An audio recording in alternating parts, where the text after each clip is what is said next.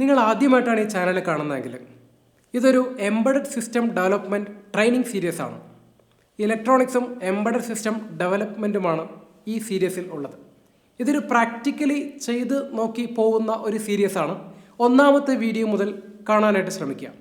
ഇതിനകത്ത് ഉപയോഗിച്ചിട്ടുള്ള കോമ്പോണൻസിൻ്റെ ലിസ്റ്റ് ഡിസ്ക്രിപ്ഷനിൽ കൊടുത്തിട്ടുണ്ട്. നമ്മുടെ ബ്ലോഗിൻ്റെ ലിങ്കും ഡിസ്ക്രിപ്ഷനിൽ കൊടുത്തിട്ടുണ്ട്. അപ്പോൾ നമുക്ക് ഇന്നത്തെ ടോപ്പിക്കിലേക്ക് പോവാം.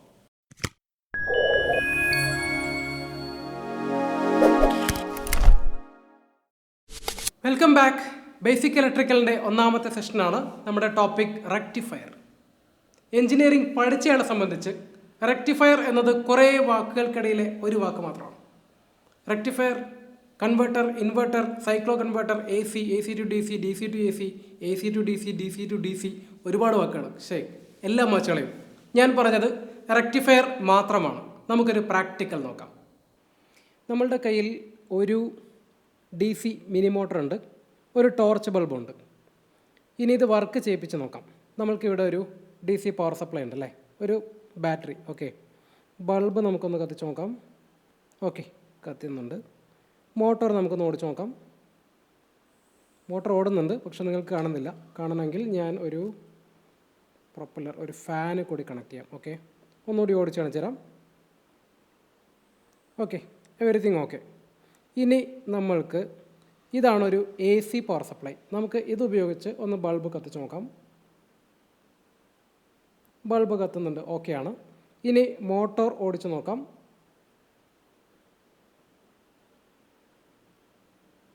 ഇല്ല, ഓടുന്നില്ല. എൻ്റെ കയ്യിലൊരു വിറയിൽ കിട്ടുന്നുണ്ട്, പുള്ളിക്ക് ഓടണം എന്നൊക്കെയുണ്ട്, പക്ഷെ ഓടുന്നില്ല. എന്താണ് സംഭവിച്ചത്? നേരത്തെ പറഞ്ഞ പോലെ ഇത് DC മോട്ടോറാണ്. ടോർച്ച് ബൾബിനെ സംബന്ധിച്ച് അങ്ങനെ AC DC ഒന്നുമില്ല, അങ്ങനെ ഒരു അഹങ്കാരമില്ല. DC മോട്ടറിനെ സംബന്ധിച്ച് അത് DC ആണ്. DCയിൽ നല്ല ഭംഗിയായിട്ട് ഓടുന്നുണ്ട് അല്ലേ. ഇനി ബാറ്ററി തിരിച്ചു പിടിച്ച് കഴിഞ്ഞാൽ തിരിച്ച് കറങ്ങുന്നതെല്ലാം കാണാൻ പറ്റും. നമ്മൾക്ക് ACയിൽ കറങ്ങുന്നില്ല. എന്താണ് സൊല്യൂഷൻ? എൻ്റെ കയ്യിൽ ഇതില്ല, ഇത് മാത്രമേ ഉള്ളൂ. എനിക്ക് മോട്ടോർ ഓടിക്കണം. എന്താണ് സൊല്യൂഷൻ?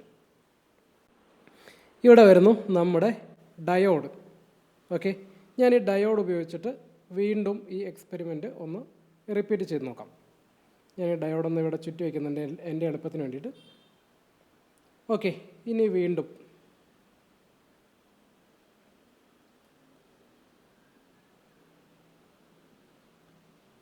ഇത്തവണ കറങ്ങി.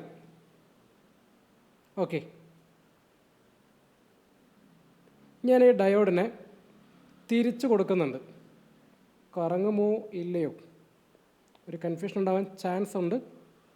എന്തായാലും കൺഫ്യൂഷൻ നിങ്ങൾക്ക് അവസാന കൺക്ലൂഷൻ ആവും. ഓക്കെ, ഇത്തവണയും കറങ്ങി. പക്ഷേ നിങ്ങളൊന്ന് വീഡിയോ റിപ്പീറ്റ് ചെയ്ത് നോക്കിയാൽ കാണാം, ആദ്യം കറങ്ങിയ സൈഡിലേക്കല്ല രണ്ടാമത് കറങ്ങിയത്. അപ്പോൾ ഒറ്റ ഡയോഡ്, നമ്മൾ ഈ ഡയോഡ് മാത്രം എക്സ്ട്രാ ഉപയോഗിച്ചു.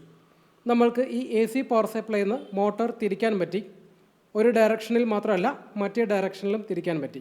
അപ്പോൾ എന്താണ് സംഭവിച്ചത്?